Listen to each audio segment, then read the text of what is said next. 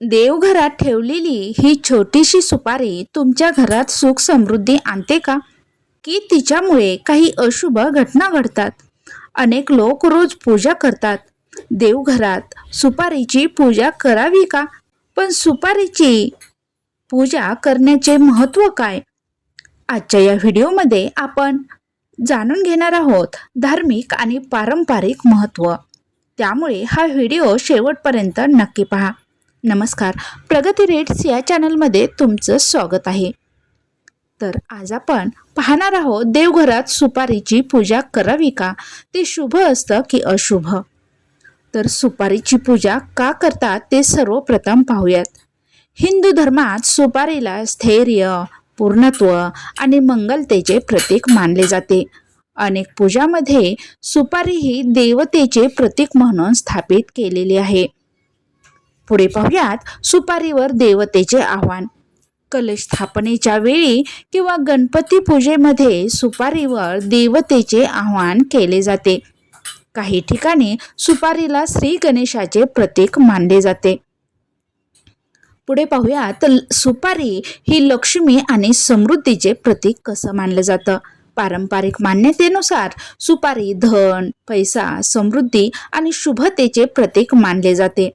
म्हणून अनेक कुटुंबामध्ये ती देवघरात ठेवली जाते. मीही माझ्या देवघरात रोज सुपारीची पूजा नक्की करते.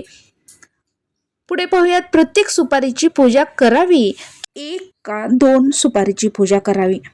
तर आपण एक सुपारी घ्यायची आणि ती देवघरात पूजा करण्यासाठी घेतलेली सुपारी रोज देवाबरोबरच धुवून त्याची पूजा करायची. आणि जर खूप दिवसानंतर ती सुपारी चिरली किंवा तिला बुरशी वगैरे आली तर त्या सुपारीचे योग्य पद्धतीने विसर्जन करायचं. ते इकडं तिकडं टाकून द्यायची नाही. पुढे पाहूयात ही सुपारीची पूजा करणे म्हणजे शुभ आहे की अशुभ आहे? त्याचं कोणत्या ग्रंथात उल्लेख आहे का? तर सुपारी स्वतः अशुभ मानली जात नाही. श्रद्धा, स्वच्छता आणि योग्य पूजाविधी यांना अधिक महत्त्व दिलेले आहे.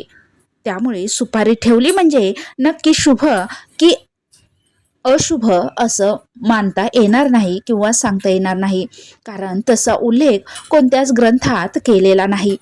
पण आपण प्रत्येक सत्यनारायण पूजा, गृहप्रवेश, वास्तुशांती, गणेश पूजा आणि अनेक वैदिक विधीमध्ये सुपारीचा वापर करतो. विवाहात सुपारीला नात्याच्या दृढतेचे प्रतीक मानले जाते.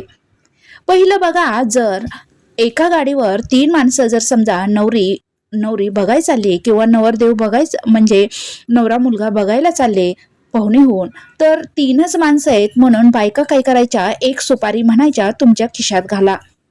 म्हणजे काय, अपशकुन होणार नाही. म्हणजे इथेच पहा ना, ही सुपारी म्हणजे ही शुभ मानली जाते. तर काही परंपरामध्ये सोन्याच्या किंवा चांदीच्या सुपारीची पूजा करून समृद्धीचे प्रतीक मानले जाते. पूजेत वापरलेली सुपारी ही देवतेचे प्रतीक असल्याने तिचा आदरपूर्वक सांभाळ केला जातो. त्यामुळे तुम्हीही देवघरात जर एक सुपारी पूजेसाठी ठेवलेली असेल तर ती इकडे तिकडे टाकू नका. पूजा करायला घेतलेली सुपारी पुन्हा काही कारणास्तव आपल्या डेली यूजसाठी घेऊ नका. खाण्यासाठी किंवा कोणाची ओटी वगैरे भरण्यासाठी असं घेऊ नका. ती शेवटपर्यंत त्या सुपारीची पूजा करा आणि शेवटी चिरली किंवा बुरशी लागली तर त्याचं योग्य पद्धतीने पाण्यात विसर्जन करा.